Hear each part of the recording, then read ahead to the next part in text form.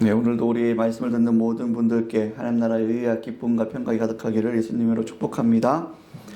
자, 오늘 본문의 말씀을 해석할 때에 이렇게 해석하는 부분들이 있습니다. 어떻게 하냐면 다른 사람을 비판하는 아주 좋은 기술이라고 해석하는 그런 경향이 있습니다.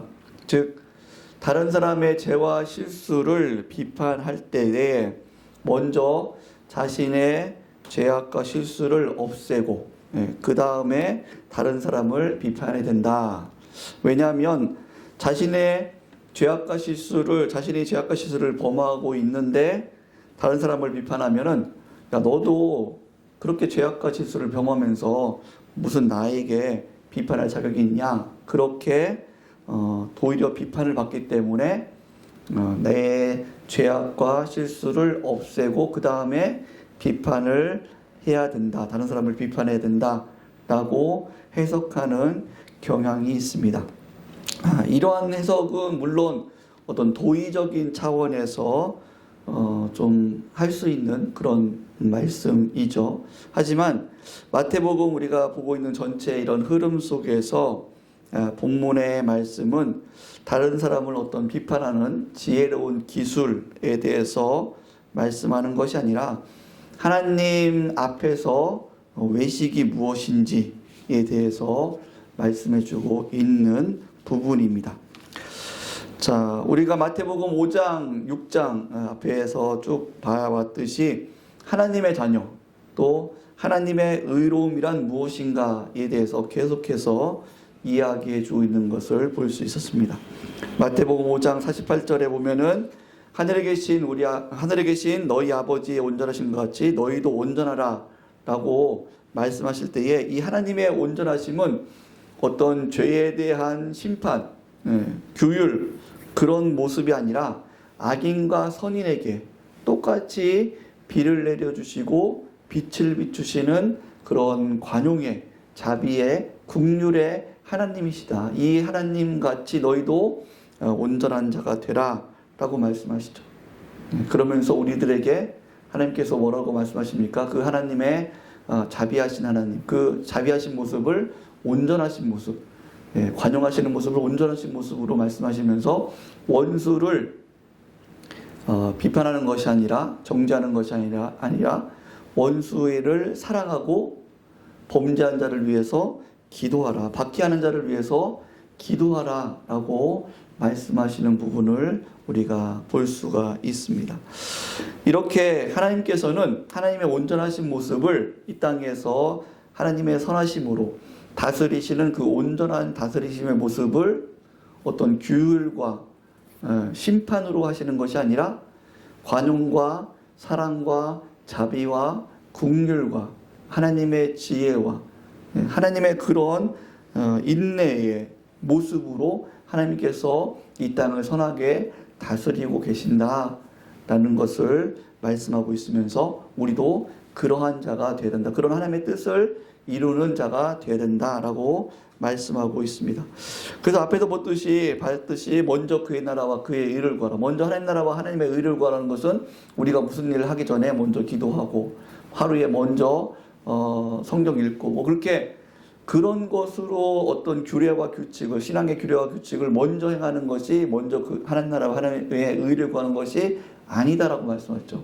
먼저 하나님 나라와 하나님의 의를 구하는 것은 하나님의 그런 성품, 하나님의 자비와 긍휼과 인자가 풍성하신 그 관용의 하나님의 뜻에 따라서 뜻을 이루는 것, 그 뜻을 내가 그 성품을 보여주는 것, 그 성품을 이루는 것이 먼저 이 땅에 하나님의 나라와 하나님의 뜻을 의를 구하는 것이다 라는 것을 말씀을 드렸습니다. 그것과 지금 연결되는 말씀입니다. 그런 말씀을 하시면서 우리가 그런 하나님의 선하신 뜻이 이 땅에 이루어지는 그런 일들이 있기 위해서 오늘 본문의 말씀은 비판하지 말라라고 말씀하고 있는 것입니다.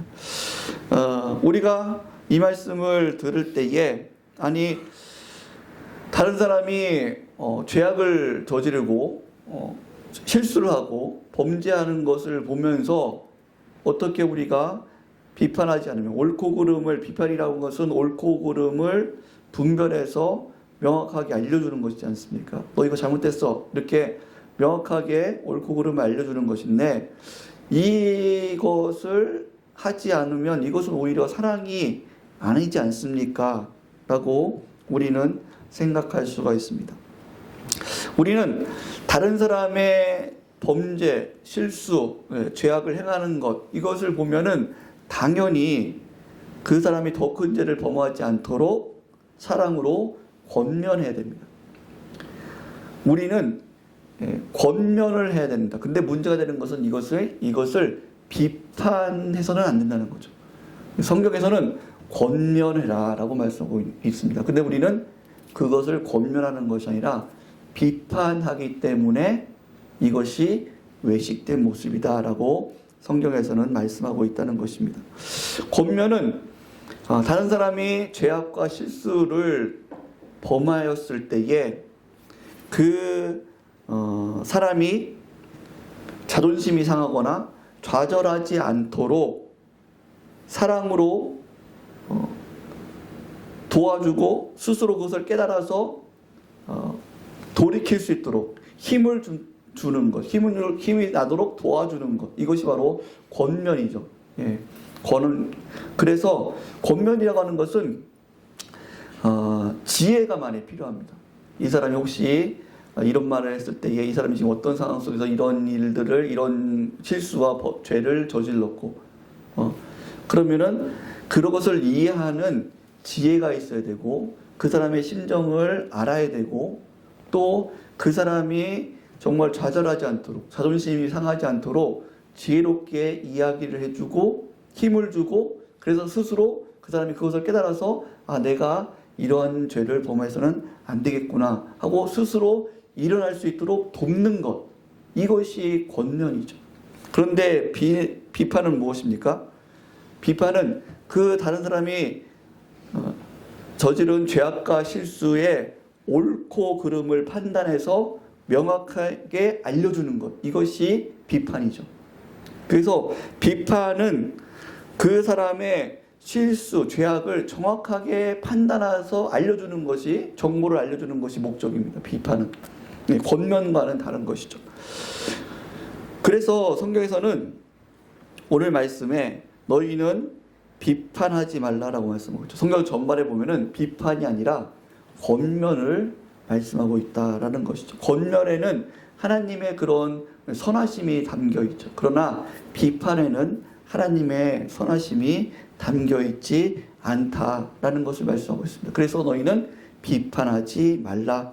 다른 구절을, 성경의 구절을 보면 권면하는 자들이 권하라라고 권면하는 자들이라고 말씀합니다. 여러분, 한 교회 집사님이 어느 날 주일날 나왔는데, 예배 나왔는데 너무 막 얼굴이 힘들고 어두워 보여요. 그래서 한 권사님께서 다가가서, 아니 집사님 오늘 이렇게 얼굴이 어두워 보여, 무슨 일 있어? 좀 물어봤어요. 그랬더니 집사님이 얘기를 안 해요. 아니요 괜찮아요 하면서 얘기를 안 해요.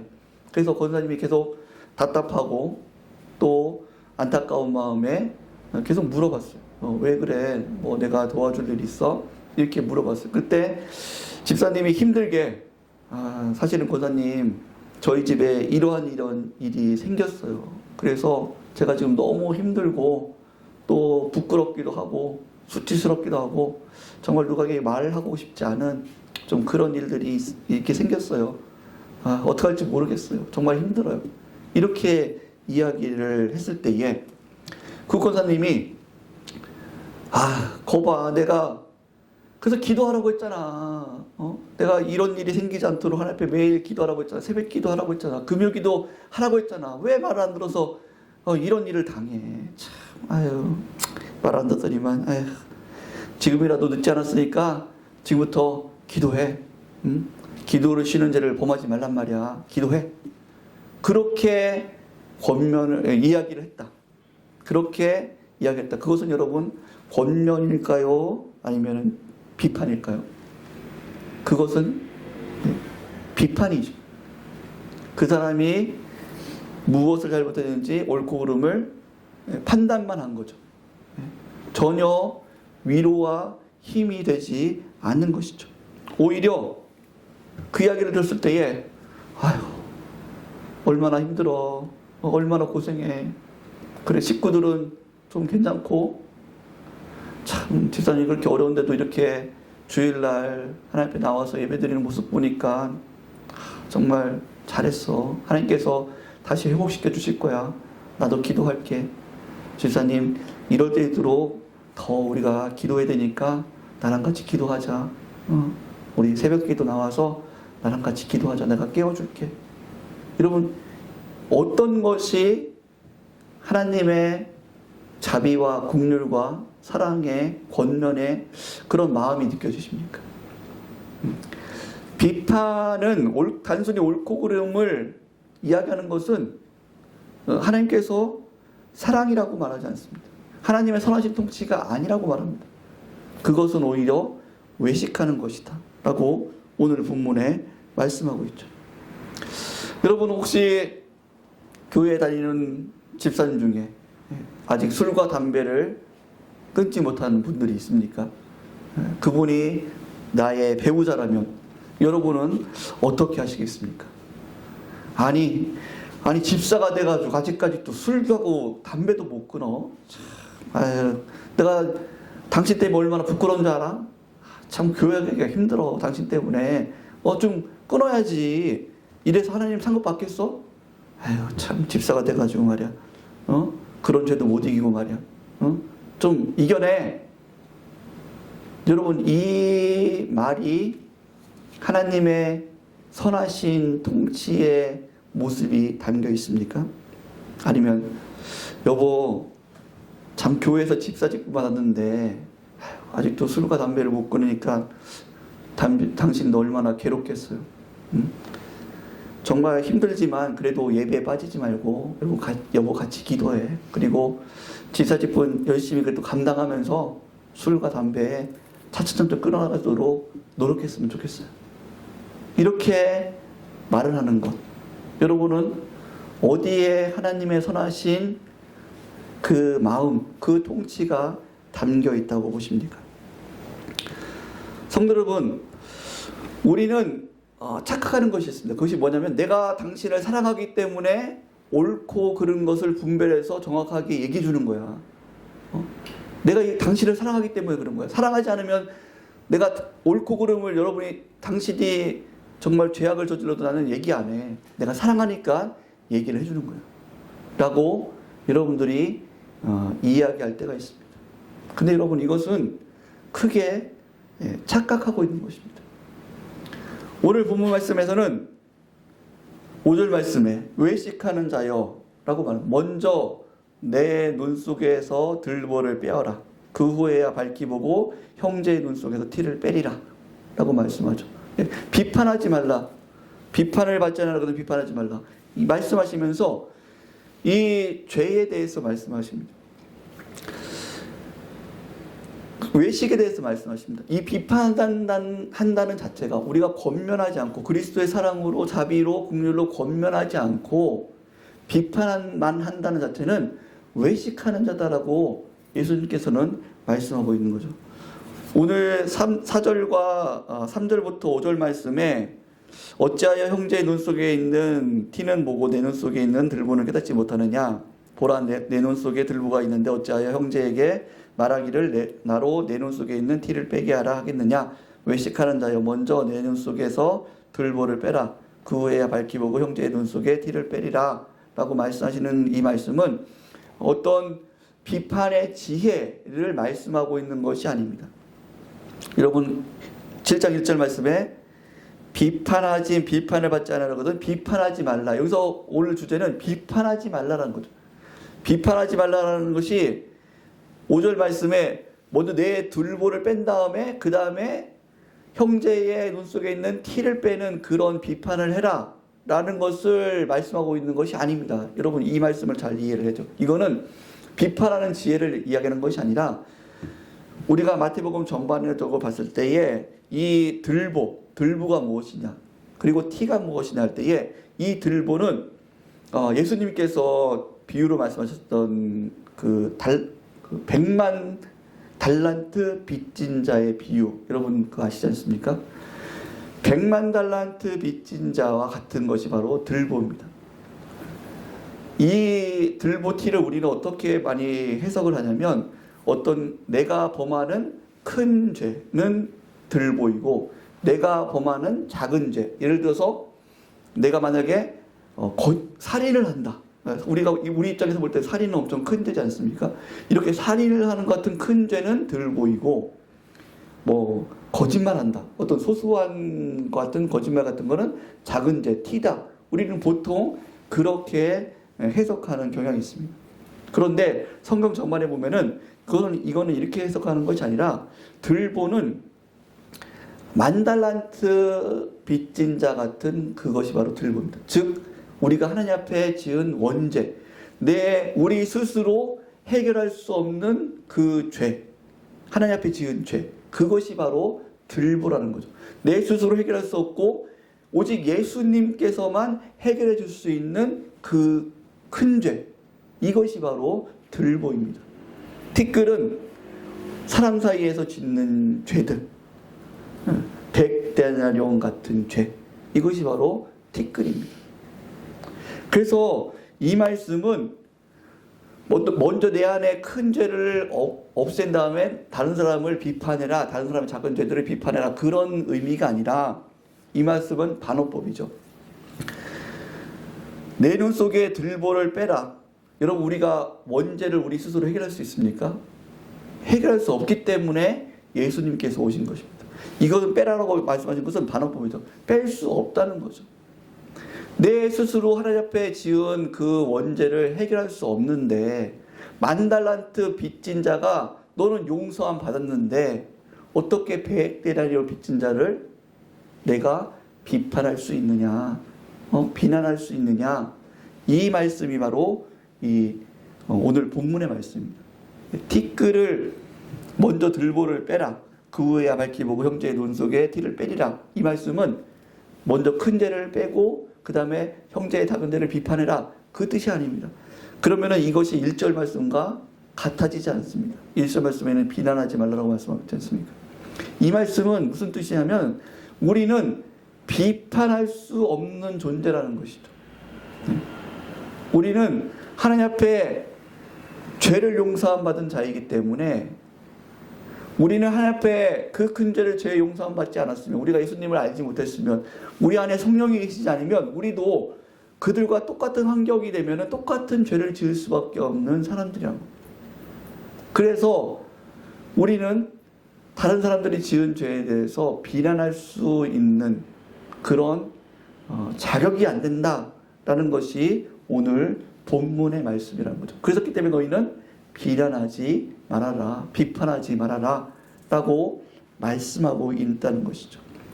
즉 우리가 다른 사람들의 정말로 죄악됨, 연약함들, 실수, 범죄함, 이런 거를 볼 때에 우리는 옳고 그름을 정확하게 알려주고 비판하는 것이 아니라, 먼저 내 자신을 살펴봐야 되는 거죠.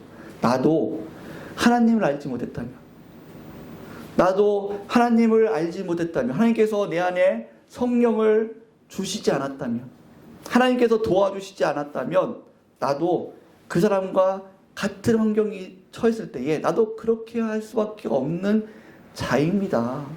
내가 그런 자인데 무슨 저 사람에 대해서 비판할 수 있습니까? 그러한 감사와 또 그 사람에 대한 긍휼과 자비의 마음이 있어야 된다라는 것이 오늘 본문의 말씀이라는 거죠. 비판을 받지 않으려거든 비판하지 말라. 누구에게 비판을 받지 않습니까? 여러분, 이것을 우리는 사람에게 비판받는 거 생각하는데 그렇지 않습니다. 이것이 아니라 우선은 먼저 하나님 앞에, 내가 하나님 앞에 비판받지 않으려거든 비판하지 말라라는 것이죠. 여러분, 나는 안 그렇겠습니까? 우리가 김정은을 욕하고 또 다른 어떤 범죄한 사람들을 욕한다고 하더라도, 여러분, 내가 하나님을 모르고 그 사람과 같은 상황에 처했으면 나는 안 그렇겠습니까? 다윗도 밧세바와 범죄해서 넘어지는 우리는 그런 연약한 자입니다. 하나님이 붙들어 주시지 않으면 우리는 똑같이 넘어질 수밖에 없는 자입니다. 하나님께서 구원해 주시지 않으면 우리는 스스로 죄를 해결할 수 없는 자입니다. 그렇기 때문에 우리는 비판할 수 있는 처지가 아니라는 것이죠. 우리가 비판을 한다면 그것이 옳은 것이라고 하더라도, 옳고 그른 것을 내가 정확하게 얘기했다고 하더라도, 내가 비판하면 하나님께서 우리들에게 옳고 그름을 따지면, 여러분, 하나님 앞에서 정말로 올바르게 설 수 있는 자가 누가 있겠습니까? 그것을 말씀하고 있는 거죠. 너는 내 앞에서 올바로 설 수 있다고 생각하냐? 너는 내가 구원해 주지 않으면 구원을 스스로 받을 수 있다고 생각하냐? 너는 그렇게 할 수 없는 자이면서 왜 다른 사람을 비판하느냐? 그것은 사랑이 아니라 외식이다 라고 말씀하는 겁니다. 그래서 우리에게 하나님께서 말씀하시는 것은, 하나님의 선하신 통치는 비난하는 것이 아니라, 그것이 비록 옳고 그름이라고 하더라도 비난하는 것이 아니라 정말 하나님의 사랑과 자비와 권면의 마음을 담아서 권면하는 자가 되어야 된다라고 말씀하는 것입니다. 그래서 여러분, 아무리 옳은 것이라도 그 사람의 자존심을 상하게 하면서, 그 사람을 무안하게 하면서 이야기하는 것을, 비판하는 것은, 여러분, 그것은 외식하고 있는 것입니다. 나는 너와 다른 사람이야. 나는 더 의로운 사람이야. 이것을 은근히 나타내는 그러한 외식이다라는 것을 반드시 기억하시기 바랍니다. 그래서 성도 여러분, 우리 교회는 왜 사랑이 없어? 여러분, 마치 이것은 내가 하나님을 사랑하고 교회를 사랑하면서 마치 정확하게 나는 보고 있는 거야 라고 그렇게 스스로 생각하지만, 그것은 하나님 표현해 볼 때에 외식하고 있는 거다라는 것을 기억해야 됩니다. 모든 비판은 하나님 보시기에 외식하는 자입니다. 왜냐하면 우리는 비판할 자격이 없기 때문입니다. 하나님 앞에 예수 그리스도의 은혜로 구원받은 우리는 비판할 자격이 없는 자입니다.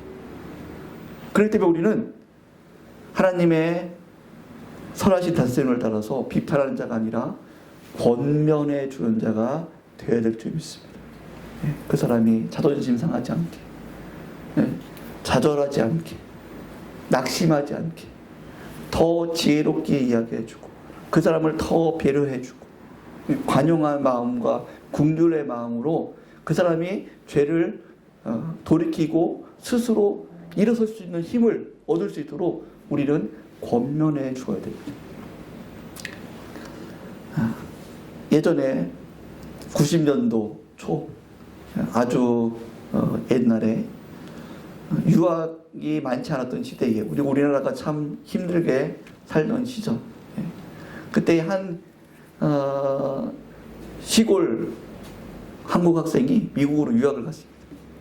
유학을 가서 거기 미국 학생들과 같이 이렇게 공부를 하는데, 거기 교수님께서, 신학교의 교수님께서 학생들을 집으로 초대해가지고 식사를 하는데, 이제 처음으로 수프가 나왔어요.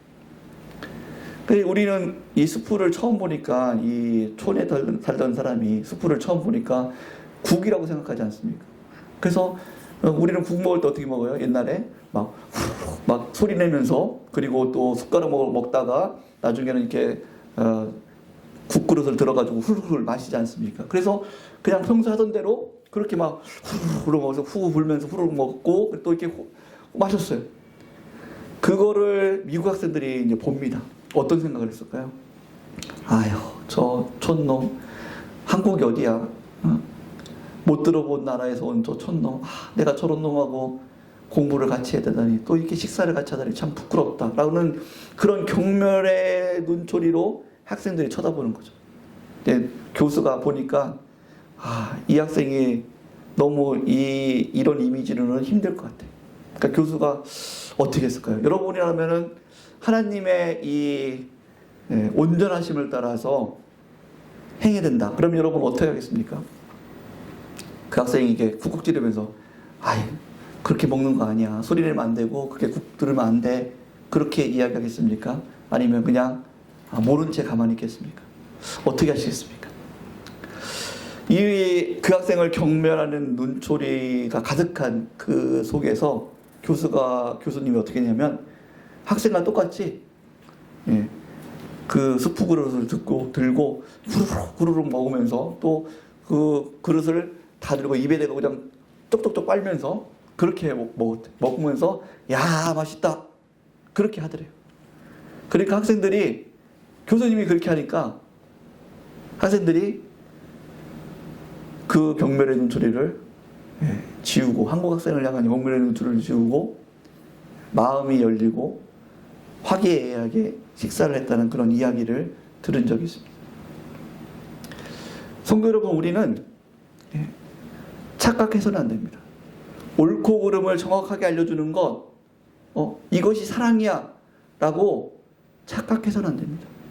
오늘 본문 말씀에 비난하는 것, 옳고 그름을 정확하게 알려주는 것, 비난하는 것, 그거는 외식이다 라고 말씀합니다. 우리가 해야 될 것은 그 사람을 바르게 힘주고 세워줄 수 있는, 범죄한 사람을 바르게 힘주고 세워줄 수 있는 지혜와 관용의 모습, 권면하는 모습, 그것이 우리가 갖춰야 될 하나님의 선하심을 이루는, 하나님의 선하신 뜻을 이루는 모습이다 라고 말씀하고 있습니다. 이것을 여러분들이 잘 기억하시면서 우리 성도님들은 넓은 그늘의 나무가 됐으면 좋겠습니다. 넓은 그늘의 나무. 그래서 뭔가 잘하고 충성된 사람들만 쉬는 것이 아니라 좀 범죄하고 넘어지고 실수하고 그런 사람들도 와서 쉴 수 있는 그런 넓은, 아량이 넓은, 정말 관용이 넓은, 지혜가 넓은 그런 우리 그리스도인들이 되어서 하나님의 선하심의 통치를 이뤄가는 우리 성도님들 되시기를 예수님의 이름으로 축복합니다. 기도하시겠습니다.